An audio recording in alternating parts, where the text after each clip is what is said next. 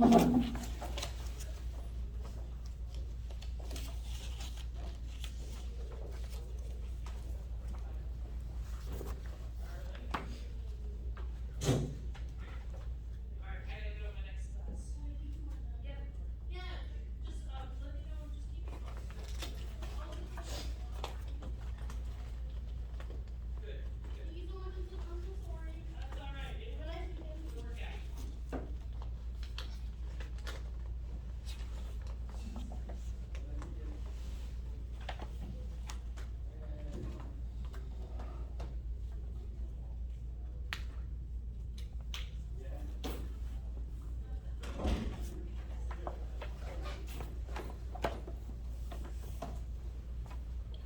right, guys, so we're just going to go through the homework today. On Monday, we will begin talking about the first of three different types of arguments from principle. So if you look at chapters 5 and 6 over the weekend, that'll help prepare you for that. So let's see. So we're doing 2b, 7 through 14, and then 19 and 20. I realized there was a typo that in 4a, it wasn't 8 and 9. It should have just been 8. So if you saw that, and were wondering about it, it was just a typo. All right, so in these, though, in 2b, we are just providing illustrations of the claims. Okay, it asks you to provide one realistic and one fanciful example. If you had trouble thinking of one of each, but just provided one, that'll be sufficient. Okay. All right. So number 7, telling the truth is sometimes morally required, even if the truth hurts the feelings of the person you're telling it to. Let's have an example. So an example that would illustrate that claim. Telling the truth is sometimes morally required, even if the truth hurts the feelings of the person you're telling it to. Yeah. Let's say you're out at a bar and you see your good friend's husband or wife, and they're getting cheated on. You tell your friend, and it hurts their feelings, but they should probably know. Okay. Or that'd be a good example. Any other examples? Somebody says something that is, deeply offensive, that's, racist or sexist or something like that. It might make you feel uncomfortable, or make them feel uncomfortable, rather. If you tell them about it, but it's probably best that they know so they can avoid doing that in the future and understand that it's offensive. Okay, how about number 8? There are some situations in which answering a question truthfully is the morally wrong thing to do. So what would be an example of a situation in which telling the truth would be the morally wrong thing to do? If your mom asks if she looks good, like, in what she's wearing, and you're like, nah, you look dumb. Like, that's pretty wrong.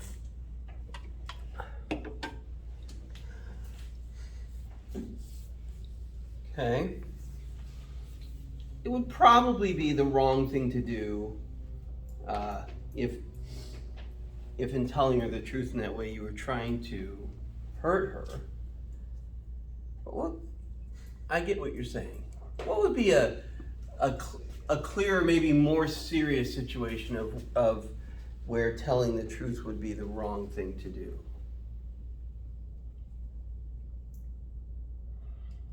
This one might be easier if you have a more imaginative example.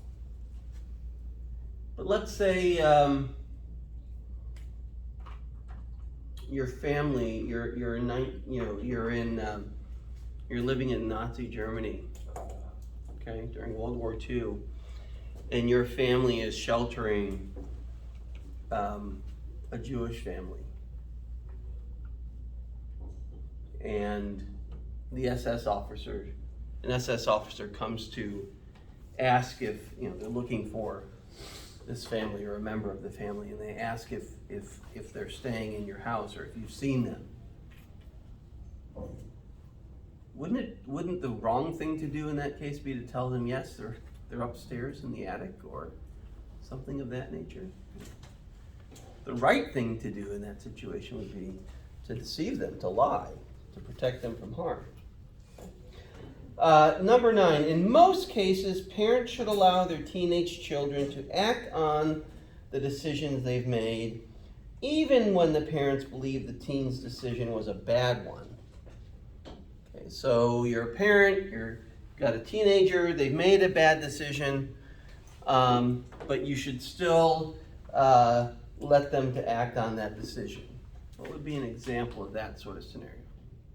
If your son decides to leave studies, but you still know that it won't be good for his life, but you think that he has to discover it by himself and let him learn from it.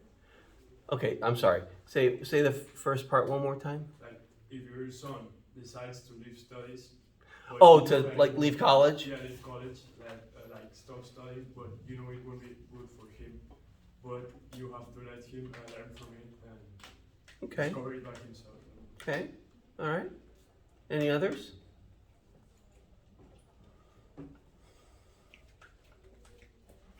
Kids wearing a really ugly prom dress or tuxedo, something like that. They just look ridiculous. But that's a better example, perhaps. It's a little more serious case, but or they have a dream car and it looks great. It's this awesome looking car, but it's probably a terrible car that's not going to be reliable. And they've spent their hard-earned money on it. You might let them do that and learn their lesson that reliability is more important than looks or something of that nature. Okay, what about though? So that was number 9. Number 10. So this is kind of the opposite, right? In some cases, when parents are sure their teenage children have made a bad decision, they have an obligation to step in and stop their children from acting on that decision. It would be a case where a parent would have an obligation to stop their child from acting on a particular decision. When they're doing something like illegal.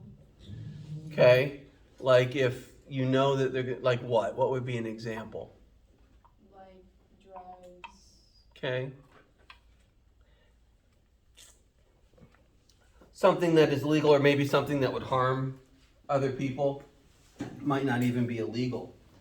Like if you know that your child has been posting nasty comments on another classmate's Facebook page or something like that. They're cyberbullying them or something like that, causing harm to that person. Okay. All right. Number 11, a healthcare provider ought not to unnecessarily harm a patient. So, there are lots and lots of examples here. But what would be an example of the obligation of a healthcare provider not unnecessarily harming a patient?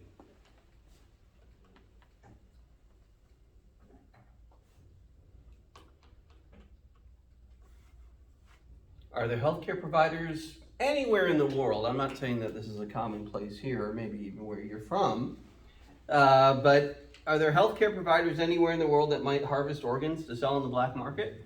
That ever happen? That'd be an example of something they shouldn't do. Right? Okay. That would be a harm. That would be unnecessary.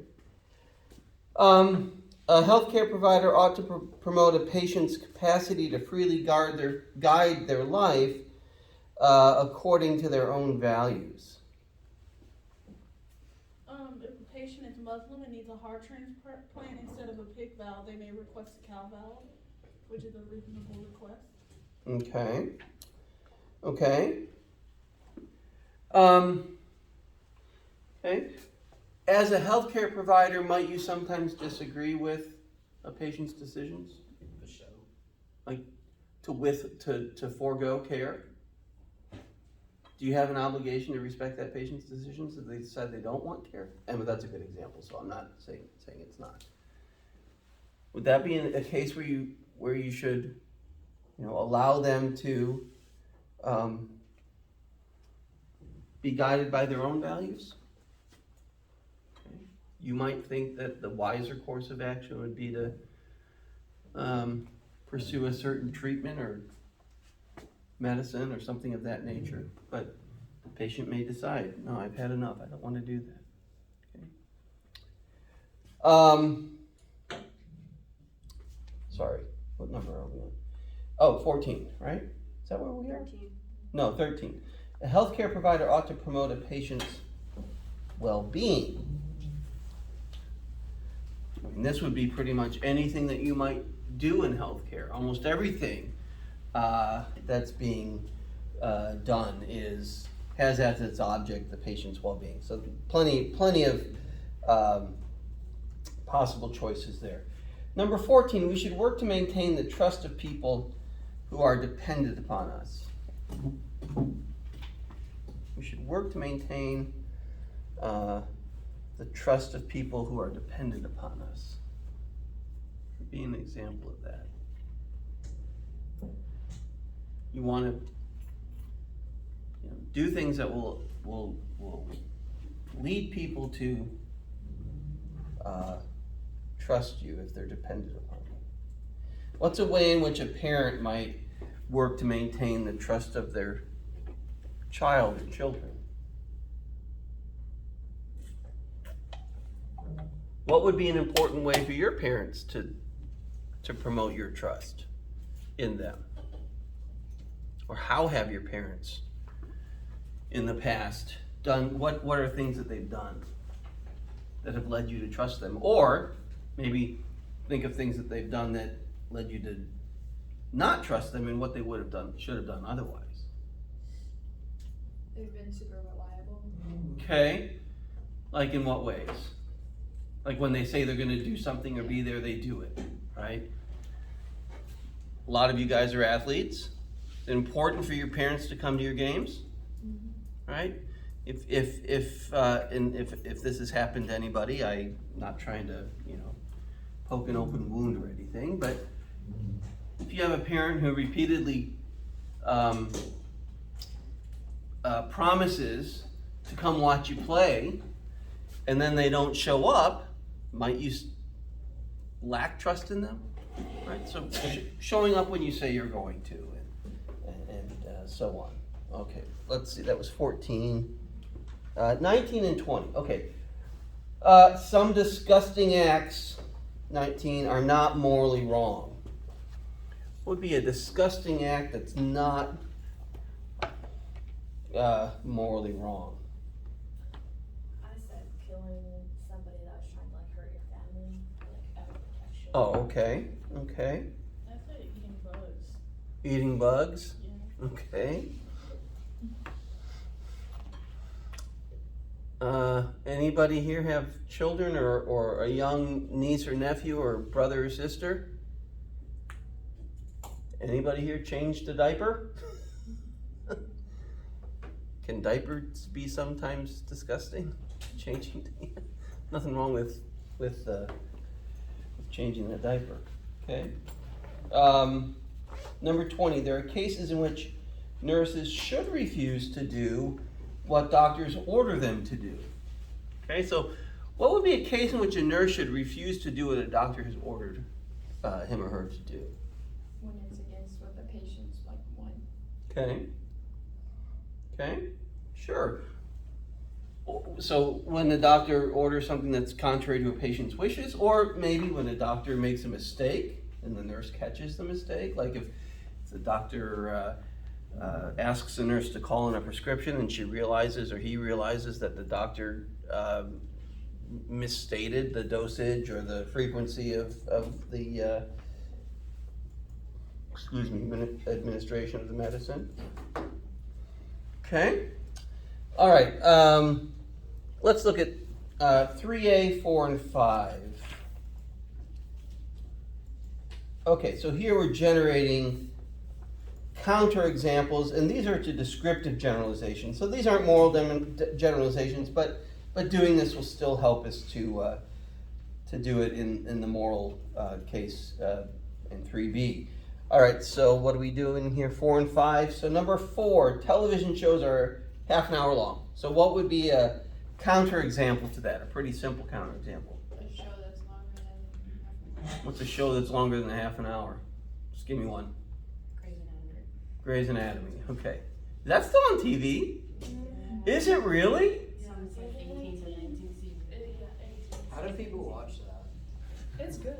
It's the same thing over and over again. It's like this nurse and this nurse are hooking up, and then They're doctors. doctors, whatever. Those doctors are hooking up, and that's it. Like that's the story. That person's about to die. Wow. Are they gonna save them? Who knows? Get attached. But first they have to get together. Okay. That would be a good example. Any football game. I mean, that's a television show. It's any almost any movie I can think of. Okay. Number 5. That's right. Number 5. Yeah. Everyone pays income taxes. Yeah. Children don't pay income taxes. Okay. So pretty straightforward. All right. So 3B, 2 through 7, 10 through 15. Okay. So these are moral generalizations, and we want counterexamples to these moral generalizations. If it's a non-human animal, there's nothing wrong with eating it. Okay. What would be a counterexample to that? A dog. If the animal's extinct. Huh? It's going extinct. Oh, so like if it's endangered? Yeah. Okay. Yeah. Or A family pet. or maybe your neighbor's family pet, or something like that, right? Okay. People should be held morally responsible for all of the consequences of their voluntary choices.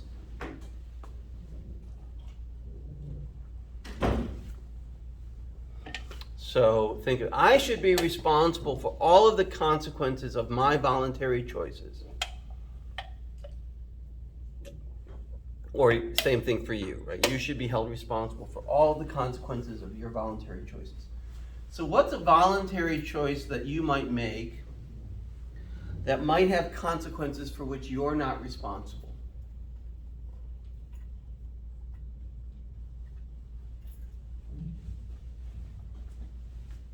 Any ideas?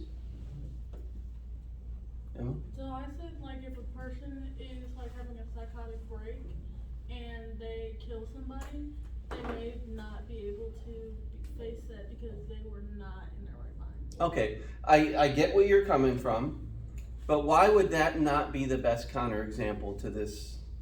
Because it's not applicable to a lot of people.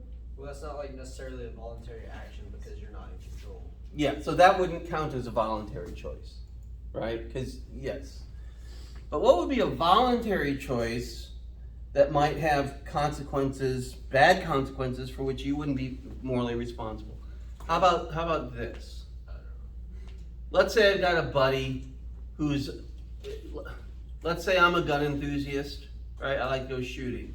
I've got a buddy who's a gun enthusiast and he likes to go shooting, and I've got a gun that he has had his eye on and has wanted to use, but hasn't had the opportunity to, right? Make sense? What it is, I don't know, because I don't really know much about guns. But let's say he says, he knows that I'm busy, but he says, I'm going to the shooting range. Can I borrow your whatever the gun is? Because I want to try it out. Okay? So you loan it to him. Okay. And then he kills himself. Okay? He wasn't going to the gun range at all. He was going to commit suicide, and maybe a family member had confiscated all his guns, but he knew you had what he could. Okay. Is his suicide a consequence of your action? Is it not? I mean, Your action is the condition that enables him to. but You didn't know, that's what he said. You didn't know, but you voluntarily gave. Right. So he's deceived you, right? But is his shooting himself not a consequence of your action? It wouldn't happen apart from your action, right? So you made a voluntary decision to provide him with the means that allowed him to kill himself. Right? You didn't know he was going to do that, so you wouldn't be morally responsible, would you, or would you? I wouldn't consider. Would you feel guilty? Yeah. You'd feel guilty, right? But you wouldn't be responsible. But you've made a choice, right? And one of the consequences of that choice is that he made good on intentions that you didn't know he had. In fact, that he deceived you to conceal. Okay? So maybe something like that. Does that make sense as a counterexample? Yeah. Okay. Does anybody think number 4 would be a good moral? I can't imagine that this would be thought to be a good moral generalization, because I think we can probably all think of cases in which it would be not only okay but morally obligatory to call the police on your neighbors, right? If they're abusing their children, if they're cooking meth. I can think of all sorts of. I mean, I'm not somebody who calls the police on neighbors, but I can think of the kinds of neighbors on whom I would call the police. You should stand by your spouse through thick and thin. What would be a counterexample to that? They cheat on you? They cheat on you, okay? They kill 1,000 babies. It has to get to 1,000, though, Emma? I don't know. Like 999, but that thousandth one, you're that's the threshold. Yeah. Okay. Huh? They're abusive. Yeah. I mean, again, I think most of us can probably think of a number of cases in which there would be limits to standing by our spouses. And we all know my wife's trying to kill me, so. Did I tell you that? Did I? So we gotta find you a new therapist. Yeah. Well, she is a therapist. She's just not my therapist. Okay, number 6. You should always do what your parents tell you to do. Again, what would be something that your parents tell you to do that you shouldn't do? Jump off a cliff. Kill somebody, jump off a cliff. My mom asked me to take extra coupons, like when we go shopping. there's nothing wrong. What do you mean, take extra coupons? Like, you know how they'll be like, you can only, like during COVID, like she'd be like, okay, you buy these and I'll buy these. So, like at Sam's, when they had the threshold on toilet paper, where you can only buy like 2 things.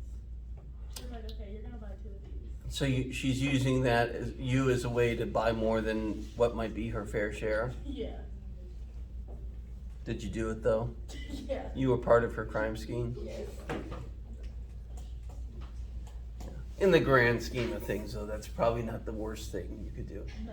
Although the person who was without toilet paper and had an emergency might disagree. I don't know. Anyway, okay. But yes, we could think of a number of things there. You should choose the career path that will bring you the most joy.